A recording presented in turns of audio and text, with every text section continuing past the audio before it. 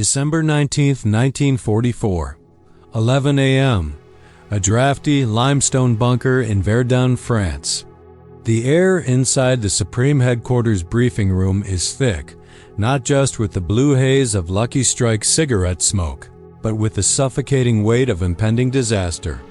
On the massive map spread across the central table, the Allied line doesn't just bulge, it hemorrhages. 3 German armies have smashed through the quiet Ardennes sector, creating a jagged 60-mile-deep wedge of panzer divisions and elite infantry. You can hear the frantic scratch of grease pencils against acetate. The bulge is growing. Thousands of American boys are trapped in the snow-choked forests, out of ammo, out of food, and rapidly running out of time. General Dwight D. Eisenhower, his face a mask of gray exhaustion, looks around the room. His top commanders, Bradley, Devers, Tedder, stare back with hollow eyes. The situation is, by every military metric, a catastrophe. The German 6th Panzer Army is screaming toward the Meuse River. If they cross it, the Allied coalition might just collapse. "I want everyone to be cheerful," Eisenhower says, though his voice lacks conviction. "The present situation is to be regarded as one of opportunity for us and not of disaster." The table remains silent. It's a nice sentiment, but you can't kill tigers with optimism. Then, the heavy oak doors at the rear of the room swing open with a violent thud. The sound of polished cavalry boots on stone cuts through the murmurs like a gunshot. General George S. Patton Jr. strides in, the ivory grips of his 357 Magnums gleaming under the dim electric lights. He smells of expensive pomade and cheap cigar smoke. While the other generals carry the weight of the world on their shoulders, Patton looks like he's just arrived at a hunting party. He doesn't wait for an invitation. He leans over the map, his eyes darting across the red pins of the German advance. "George," Eisenhower says, turning to him, "the 101st is surrounded at Bastogne. We need a counterattack. Can you pivot your 3rd Army, nearly 250,000 men, 90 degrees in the middle of a blizzard and strike the German flank?" The room holds its breath. To move a single division, 15,000 men and their equipment, takes weeks of planning. To move 3 divisions in the middle of a winter gale across icy, narrow roads choked with retreating refugees is a logistical impossibility. It is chaos personified. Patton doesn't even blink. He checks his gold pocket watch. "I can attack with 3 divisions by the morning of the 21st, Patton growls. A ripple of disbelief, almost derision, passes through the room. That's less than 72 hours. General Omar Bradley leans forward, his voice a sharp whisper. "George, don't be fatuous. You haven't even cleared the roads." But Patton isn't looking at Bradley. He's looking through the map, already visualizing the steel columns grinding through the snow. He knows what the book says. He also knows that the book wasn't written for men who can command the whirlwind.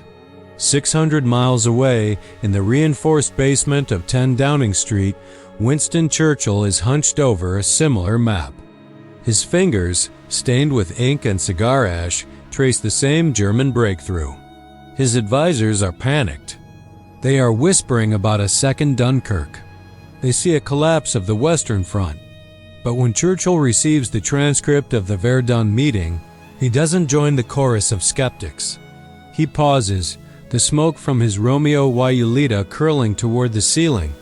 He knows Patton. He knows the man is a poet, a mystic, and a prima donna who believes he was a Roman legionnaire in a past life. Churchill also knows that when the world dissolves into fire and madness, you don't need a bureaucrat. You need a ghost from the age of heroes. While the American High Command wonders if Patton has finally lost his mind, Churchill picks up a pen. He sees the chaos Patton is about to unleash, and for the first time in days, the Prime Minister begins to smile. He realizes that the very thing that makes Patton dangerous to his superiors is the only thing that can save the soul of the Allied cause. But even Churchill couldn't have predicted the sheer brutality of the price Patton was willing to pay to prove them all wrong. December 19, 1944, 7 p.m. A roadside telephone exchange outside Nancy, France. George Patton stands in the freezing dark, his breath blooming in the air like gun smoke. He isn't waiting for orders. He is giving them. He picks up a field telephone, his voice crackling with a strange, manic energy. "Hop," he says to his Chief of Staff, Major General Hobart Gay, "execute the plan. All of them. Now." With those 6 words, Patton triggers one of the most complex maneuvers in the history of mechanized warfare. It is called a 90-degree pivot, and on paper, it looks like suicide. Imagine 133,000 vehicles, tanks, half-tracks, deuce-and-a-half trucks all loaded with 250,000 men and millions of tons of ammunition. Now imagine trying to turn that entire Steel River 90 degrees to the north, onto narrow, winding farm roads that have been transformed into skating rinks by a relentless blizzard. The chaos is immediate. You can hear the screaming of overstrained engines and the rhythmic clack-clack-clack of tire chains against frozen asphalt. Drivers, blinded by the driving snow, navigate by the red glow of the taillights ahead of them. They are moving at night, without headlights, to avoid German spotters. Men fall asleep standing up in the back of open trucks. Others are so cold they have to be pried from their steering wheels. To any other general, this would be a nightmare of logistics. To Patton, it is a symphony. He is everywhere at once, standing at icy crossroads, screaming at stalled drivers, his silhouette illuminated by the flickering flames of roadside trash fires. He doesn't see a mess. He sees a kinetic force that must be kept in motion at any cost. Speed, Patton tells his staff, is the only thing that saves lives. Back in London, the War Cabinet is in a state of high-octane anxiety. The British press has already sharpened their knives, whispering that the Americans have been caught with their trousers down. Field Marshal Bernard Montgomery, Patton's perennial rival, is suggesting that the Americans are incapable of managing the crisis alone. He wants to take command of all Allied forces. Winston Churchill, however, is watching the situation from a different angle. He isn't looking at the supply manifests or the casualty projections. He is looking at the man. Churchill understands the great man theory of history better than anyone in the 20th century. He knows that in moments of total systemic collapse, the proper way of doing things, the bureaucratic, measured, cautious approach is exactly what leads to defeat. He sees in Patton a reflection of his own aggressive spirit. "He is a magnificent specimen," Churchill remarks to his secretary. "A cavalryman of the old school. He thrives when the map is torn up." Churchill recognizes a truth that the American High Command is too terrified to admit. Patton is unsucceeding despite the chaos. He is succeeding because of it. The German Oberkommando der Wehrmacht, OKW, had calculated their offensive based on the average speed of Allied movement. They expected a slow, methodical response. They didn't account for a general who would treat 250,000 men like a charging cavalry troop. But the weather is the one enemy Patton cannot bully. As the Third Army grinds toward the besieged town of Bastogne, the sky remains a leaden, suffocating gray. The Allied Air Force, the one advantage that could break the German back, is grounded. The snow is getting deeper. Patton knows that even his sheer force of will has its limits. If the clouds don't break, the 101st Airborne at Bastogne will be wiped out before his tanks can reach them. He ducks into a small, shivering chapel in the Luxembourg countryside.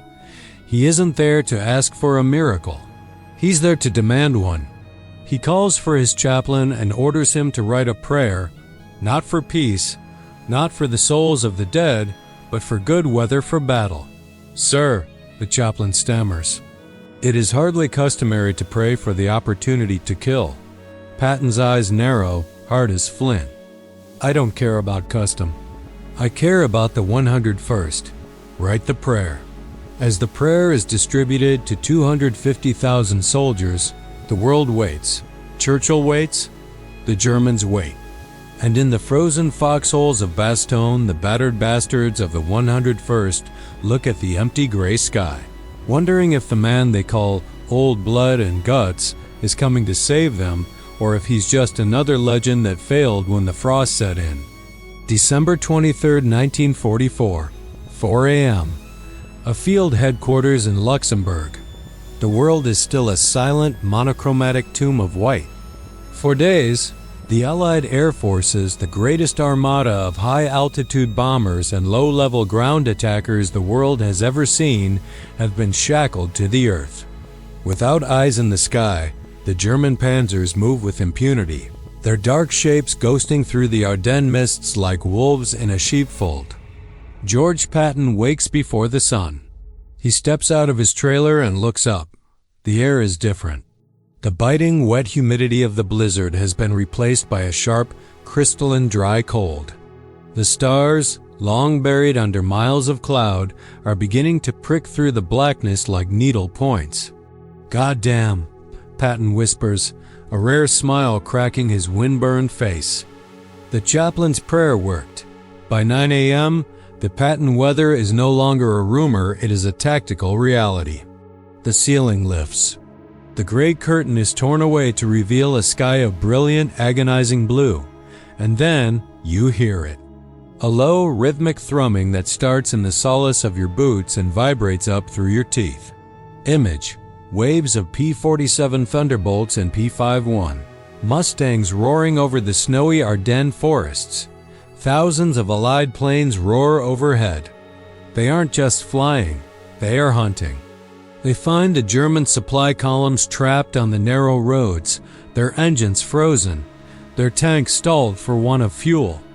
The chaos that had paralyzed the Allied command for a week is suddenly transferred, with violent efficiency, to the German side. While the planes scream overhead, Patton's 4th Armored Division, the Rolling Fourth, begins its final, desperate lunge toward Bastogne. They aren't maneuvering, they are smashing.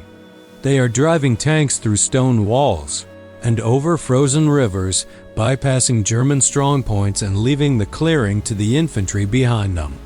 It is a reckless, terrifying pace that defies every rule of the U.S. Army Field Manual. In London, the atmosphere at 10 Downing Street has shifted from dread to a cautious, electric hope. But a new conflict is brewing. In the halls of the British Parliament and among the high-ranking officers at HAEF, Supreme Headquarters Allied Expeditionary Force, the criticism of Patton is reaching a fever pitch. To the gentlemen generals, Patton's methods are seen as undisciplined. They see the mounting casualties, the broken equipment, and the way Patton ignores his flanks. They see a man who is unstable, a loose cannon, who might just drive his army into a trap from which there is no escape. Winston Churchill, standing before a crackling fireplace in his study, listens to these complaints. He hears the whispers that Patton is too theatrical, that his chaos is a liability to the sober, professional conduct of the war. Churchill sets down his glass of Paul Roger. He knows that his own career has been defined by theatricality and instability. He remembers the critics who called him a spent force after the disaster at Gallipoli. He looks at the latest reports from the front reports that show Patton's Third Army has covered more ground in 3 days than any other force in history. But then he goes further. He speaks of the aggressive, restless energy of the commanders in the field. He is specifically signaling his support for Patton.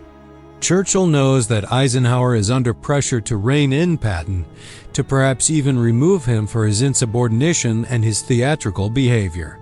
By praising the victory in such absolute, heroic terms, Churchill is effectively making Patton untouchable. Why did he do it? Because Churchill understood a fundamental truth about war that the bureaucrats ignored. Order is for the peace, chaos is for the victory. Churchill realized that Patton's chaos, his willingness to throw the rulebook into the fire, was the only thing that could match the unpredictability of the German blitzkrieg. Patton wasn't a loose cannon. He was a precision instrument of destruction that only looked like a mess to those who didn't understand the speed of modern war. Churchill's public backing was a masterstroke. It silenced Patton's critics and signaled to Eisenhower that the British government saw Patton as the indispensable weapon of the Allied cause. However, as the Third Army begins to push into the heart of the Third Reich, the chaos Patton thrives in begins to take a darker turn. He is no longer just fighting a retreating army. He is uncovering the true horrors of the Nazi regime. And as he crosses the Rhine, the man who brought order out of the chaos of the Ardennes is about to confront a type of madness that even he, a man of blood and guts, isn't prepared to handle. The war is almost over, but for George Patton, the real battle for his legacy is only just beginning. April 12, 1945, 2:15 p.m. The Iron Gates of Ohrdruf, Germany. The chaos of the battlefield has a certain logic to it, a rhythm of fire and maneuver that George Patton understands in his marrow. But as he steps through the gates of the first concentration camp liberated by American forces, he encounters a chaos that defies the human soul. The air doesn't smell of cordite or diesel here. It smells of lime, wood smoke, and the sweet cloying stench of industrial-scale decay. You see Patton, the man who walked through the fire of the Ardennes without flinching, physically recoil. His face, usually a mask of aggressive determination, turns a sickly shade of gray. He ducks behind a barracks and is physically ill. For the first time in his life, Patton's order isn't about moving tanks on a map. It's about confronting the absolute void of civilization. We are told that the American soldier does not know what he is fighting for. Patton tells his staff, his voice trembling with a rare, quiet fury. Now at least he will know what he is fighting against. Back in London, Winston Churchill receives the reports from the liberated camps. He reads the descriptions of the living skeletons and the crematoria. He realizes, with a chilling clarity, that if Patton had not performed his impossible 90-degree pivot in December, if the Third Army had moved at the cautious, methodical pace suggested by the proper generals, these camps would have continued their grisly work for months longer. Churchill understands the ultimate irony. The man everyone called reckless was actually the most efficient savior they had. In the final weeks of the war, Patton is a man possessed. He ignores orders to stop at the Czech border. He wants to drive into Berlin, into Prague, into Moscow if necessary. He sees the next chaos forming, the rise of the Soviet Iron Curtain, and he wants to smash it before it can solidify. But this time, the bureaucracy wins. Eisenhower and the political leaders in Washington have seen enough of Patton's brand of order. They see the war ending and a new, delicate diplomatic world beginning.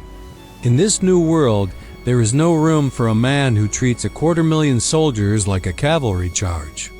Patton is stripped of his command of the Third Army and assigned to govern a ruined Bavaria, a desk job for a lion. In December 1945, exactly 1 year after his triumph at the Bulge, a freak car accident in Germany does what the German army never could. George Patton dies in a hospital bed, paralyzed and frustrated. When Churchill hears the news, he is no longer prime minister, having been voted out of office months earlier.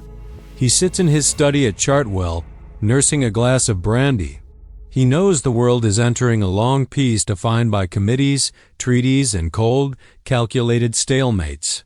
He picks up a pen and prepares a tribute to the man he defended when the rest of the world wanted him court-martialed. Churchill knows that history will remember Patton as a maverick or a madman, but Churchill knows better. He writes of Patton as a shining sword, a man who understood that in the darkest moments of human history, order is not found in a manual. It is found in the heart of a leader who isn't afraid to embrace the whirlwind, to speak the uncomfortable truth, and to turn the chaos of defeat into the thunder of victory. As you look back at the map of the Ardennes today, the Bulge is just a line of ink on paper. But for those who were there, the chaos was a living, breathing monster. And it was only stopped because one man, backed by a prime minister who shared his fire, decided that the only way to save the world was to drive straight through the heart of the madness.